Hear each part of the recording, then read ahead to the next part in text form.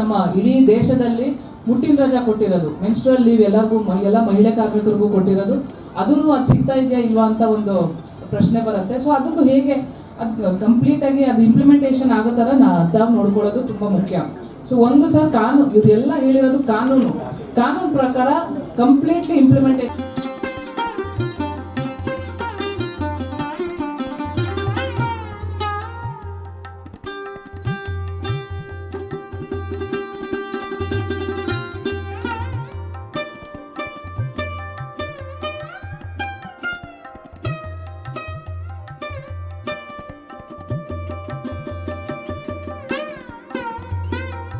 ಜಲಮಂಡಳಿ ವ್ಯಾಪ್ತಿಯ ನಿರ್ಮಲೀಕರಣ, ಸ್ವಚ್ಛತಾ ಕಾರ್ಮಿಕರು ಹಾಗೂ ಎಸ್ಟಿಪಿ ಕಾರ್ಮಿಕರೊಂದಿಗೆ ಕರ್ನಾಟಕ ರಾಜ್ಯ ಸಫಾಯಿ ಕರ್ಮಚಾರಿಗಳ ಆಯೋಗದ ಅಧ್ಯಕ್ಷ ಪಿ.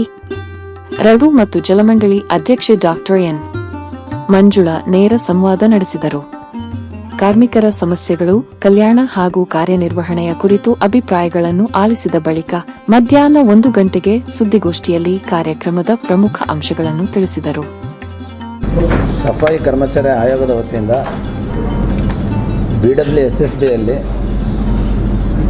ವರ್ಕ್ ಮಾಡ್ತಕ್ಕಂಥ ಸ್ವಚ್ಛತಾ ಕಾರ್ಮಿಕರ ಕುಂದುಕೊರತೆಗಳನ್ನು ನೇರವಾಗಿ ಆಯೋಗನೇ ಅವರಿಂದನೇ ತಿಳ್ಕೊಂಡು ಅವ್ರಿಗೆ ಆಗ್ತಿರ್ತಕ್ಕಂಥ ತೊಂದರೆಗಳಾಗಿರಲಿ, ಅವರಿಗೆ ಸರ್ಕಾರದಿಂದ ಸಿಗಬೇಕಾಗಿರ್ತಕ್ಕಂಥ ಸೌಲಭ್ಯಗಳಲ್ಲಿ ಏನಾದರೂ ತೊಂದರೆ ಆಗ್ತಾಯಿದ್ರೆ ಅದನ್ನು ನೇರವಾಗಿ ಮನಗಂಡು ಪರಿಹರಿಸಬೇಕು.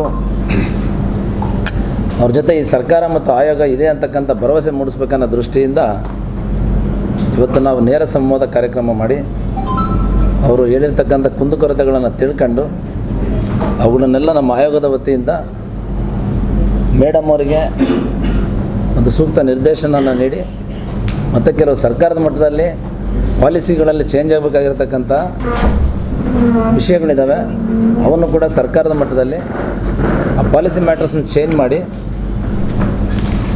ಅವರಿಗೆ ಆಗ್ತಕ್ಕಂಥ ಅನುಕೂಲಗಳನ್ನು ಮಾಡಿಕೊಡ್ಬೇಕಂತ ಮುಖ್ಯ ಉದ್ದೇಶದಿಂದ ಇವತ್ತೊಂದು ನೇರ ಸಂವಾದ ಕಾರ್ಯಕ್ರಮ ಮಾಡಿದ್ದೀವಿ.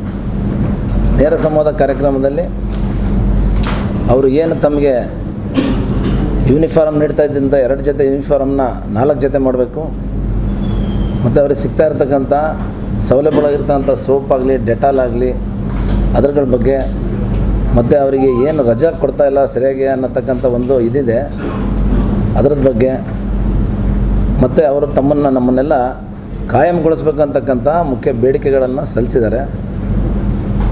ಅವುಗಳ ಬಗ್ಗೆ ನಾವು ಈಗ ಮೇಡಮ್ ಮತ್ತು ನಾವು ಮಾತಾಡಿ ಸರ್ಕಾರಕ್ಕೆ ಇಲ್ಲೇನು ಕೆಲಸ ಮಾಡ್ತಿರ್ತಕ್ಕಂಥ ಒಂದು 600-700 ಜನ ಇದ್ದಾರೆ ವರ್ಕರ್ಸು, ಅವ್ರನ್ನ ಕಾಯಂಗೊಳಿಸ್ಬೇಕು. ಯಾಕಂದರೆ ತುಂಬ ಈ ಸಮಾಜದಲ್ಲಿ ನೇರವಾಗಿ ಏನು ಈ ಒಂದು ಸ್ವಚ್ಛತಾ ಕಾರ್ಯದಲ್ಲಿ ಮಾಡ್ತಾ ಇರತಕ್ಕಂಥ ಮಲನ ಮತ್ತು ಈ ಡ್ರೈನೇಜ್ ಜೊತೆ ನೇರ ಸಂಪರ್ಕದಲ್ಲಿ ಇವರು ಕೆಲಸ ಮಾಡ್ತಾಯಿದ್ದಾರೆ. ಅವರು ಮಾಡ್ತಾ ಇರ್ತಕ್ಕಂಥ ಕೆಲಸಕ್ಕೆ ಔಟ್ಸೋರ್ಸಲ್ಲಿ ಸಿಗ್ತಕ್ಕಂಥ ಸಂಬಳ ಅವರ ಜೀವನ ಮಟ್ಟನ ತುಂಬ ಸುಧಾರಿಸೋದಕ್ಕೆ ಸಾಧ್ಯ ಇಲ್ಲ, ತುಂಬ ತೊಂದರೆಯಲ್ಲಿದ್ದಾರೆ.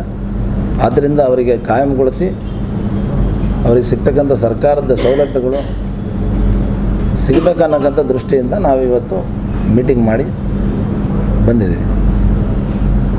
ಈಗ ಅದೆಲ್ಲ ಆದಮೇಲೆ ನಾವೇನು ಮಾಡಿದ್ದೀವಿ, ಇವಾಗ ನಿಮಗೆ ಗೊತ್ತಿರ್ಬೋದು ಅಥವಾ ಹೇಳಿಲ್ದಿರ್ಬೋದು ನಾವು, ಬಟ್ ಎವ್ರಿ STP ಆಡಿಟ್ ಮಾಡಿಸಿದ್ದೇವೆ ನಾವು.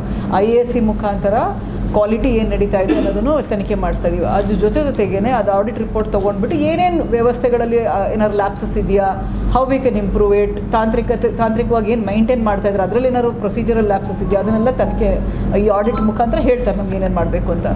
ಕಂಪನಿ ನೇಮಕ ಮಾಡಿದ್ದೀವಲ್ಲ, ಒಂದು ಪ್ರೈವೇಟ್ ಕಂಪನಿಯಾಗ ಅವ್ರು ಯಾರು ಎಕ್ಸ್ಪರ್ಟ್ ಇದ್ದಾರೆ ಅವ್ರ ಮುಖ ಮಾಡ್ತಾ ಇದ್ದೀವಿ. ಅದಲ್ಲದೆ ನಾವೇನು ಮಾಡಿದ್ವಿ, ಎಲ್ಲ ನಮ್ಮ ಕಾರ್ಮಿಕರು ನಮ್ಮಲ್ಲಿರೋ ಇರ್ಬೋದು ಸ್ವಚ್ಛತಾ ಕಾರ್ಮಿಕರು ಪ್ಲಸ್ ಕಾಂಟ್ರಾಕ್ಟ್ ಬೇಸಿಸಲ್ಲಿ ಯಾರು ಏಜೆನ್ಸಿ ಮೂಲಕ ಬಂದಿರೋ ಅವರೆಲ್ಲರಿಗೂ ಕೂಡ ಸೇಫ್ಟಿ ಮತ್ತು ಸುರಕ್ಷತೆ ಬಗ್ಗೆ ಟ್ರೈನಿಂಗ್ ಕೊಡ್ತಾ ಇದ್ದೀವಿ. ಒಂದು ವರ್ಕ್ಶಾಪಲ್ಲಿ ತುಂಬ ದೊಡ್ಡ ಪ್ರಮಾಣದಲ್ಲಿ ಆಗೋದ್ರಿಂದ ಬ್ರೇಕ್ ಮಾಡಿ, ಯಾಕಂದರೆ ಫುಲ್ 100% ವಿಡ್ರಾ ಮಾಡೋಕ್ಕಾಗಲ್ಲ ನಾವು. STP ಆಪ್ರೇಷನ್ಸ್ ಕೂಡ ನಡೀತಾ ಇರುತ್ತೆ. ಅದರಲ್ಲಿ ಈಗ ಆಲ್ರೆಡಿ 2 ವರ್ಕ್ಶಾಪ್ ಮುಗಿಸಿದ್ದೀವಿ, ಇನ್ನೂ ಒಂದು ವರ್ಕ್ಶಾಪ್ ಮಾಡಿ ಎಲ್ಲರನ್ನೂ ಕವರ್ ಮಾಡ್ತೀವಿ. ಫಸ್ಟ್ ಹಂತದಲ್ಲಿ ಅಷ್ಟು ಟ್ರೈನಿಂಗ್ ಇಮಿಡಿಯೇಟಾಗಿ ಕೊಟ್ಟಿದ್ದೀವಿ ನಾವು, ಅದನ್ನು ಅಲ್ಲದೇ